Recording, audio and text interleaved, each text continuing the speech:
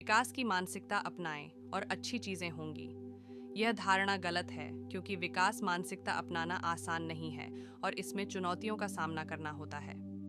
हमें अपनी स्वयं की निश्चित मानसिकता के ट्रिगर्स को पहचानने और उनसे सामना करने की आवश्यकता होती है। एक मजबूत दिमाग वाला व्यक्ति की कहानी सुनो। एक समय की बात है। एक युवा व्यक्ति बुद्ध से मिलने आया। वह एक मजबूत और साहसी व्यक्ति था, लेकिन वह अक्सर कठिन परिस्थितियों से डर जाता था। बुद्ध ने उसे कहा, एक मजबूत दिमाग वाला व्यक्ति किसी भी कठिन परिस्थिति का सामना करने के लिए तैयार रहता है।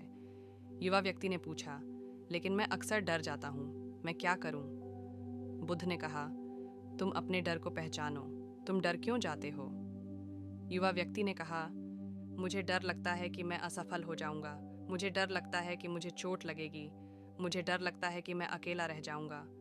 बुद्ध ने कहा, ये सब सामान्य डर हैं, लेकिन याद रखो, डर सिर्फ एक भावना है।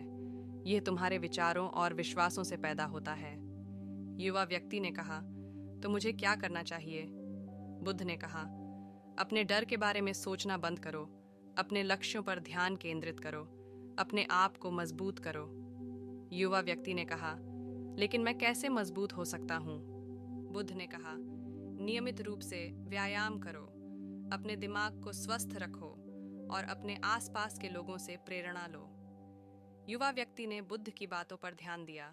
उसने नियमित रूप से व्यायाम करना शुरू कर दिया।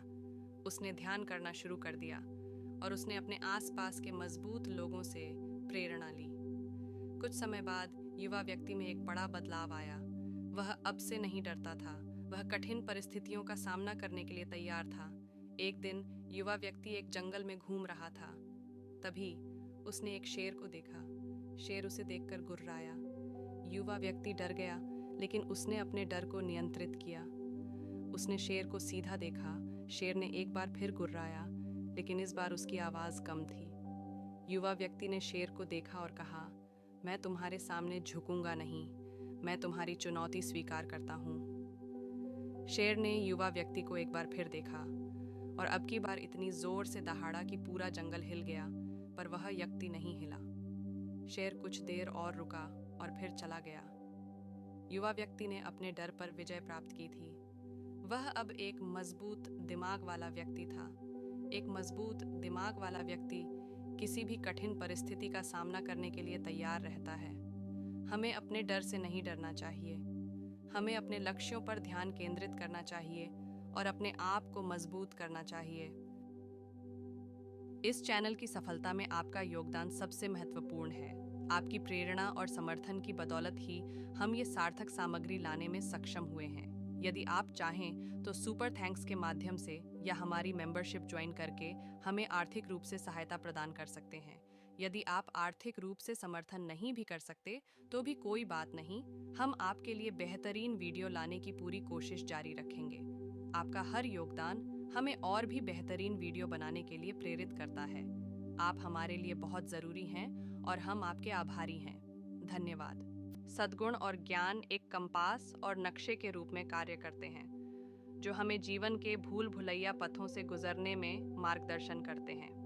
वे हमें क्षमता प्रदान करते हैं कि हम असफलता के डर और पछतावे के बोझ से मुक्त हों और प्रयोग करें, खोज करें और जोखिम लें, यह जानते हुए कि हर अनुभव हमें परिवर्तित करेगा।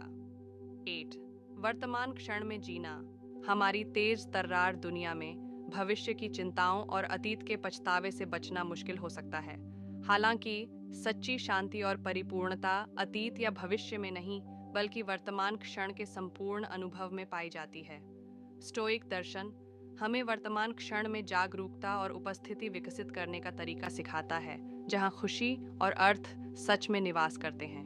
वर्तमान क्षण में जीने का अर्थ अतीत को मिटाना या भविष्य की योजना बनाना बंद करना नहीं है, बल्कि यह हमारे ध्यान को इधर उधर न जाने देना, बल्कि अपने सामने जो कुछ भी है उसे पूरी तरह से अनुभव करना है। इसका अर्थ हर सांस, हर ध्वनि, हर संवेदना को खोलकर ग्रहण करना है, बिना किसी निर्णय या उम्मीद के। यह हमें प्रकृति की सुंदरता, मानवीय स्वयं के अस्तित्व के चमत्कार में डूबने की अनुमति देता है। वर्तमान क्षण में जीने से हम चिंता और तनाव के बोझ से मुक्त हो जाते हैं। हम भविष्य की अनिश्चितता से डरना बंद कर देते हैं और अतीत के पछतावे में फंसना बंद कर देते हैं। हम जीवन की सरलताओं की सराहना करना सीखते हैं, क्षणभंगुर अनुभवों में खुशी पाते हैं और हर सांस में अर्थ ढूंढते हैं। यह एक ऐसी अवस्था है जहां भविष्य की संभावनाएं नहीं घबराती हैं और न ही अतीत के भूत चिंतित करते हैं। इसलिए इस शक्तिशाली अभ्यास का अभ्यास करें और वर्तमान की जादुई दुनिया में कदम रखें। आज के लिए बस इतना ही। सब्सक्राइब और शेयर करना न भूलें। अपने सुझाव कमेंट में ज़रूर दें। धन्यवाद। आशा है कि आपको आज की बातें पसंद आई होंगी। अगली बार फिर मिलेंगे। तब तक सुरक्षित रहें और स्वस्थ रहें। नमस्ते।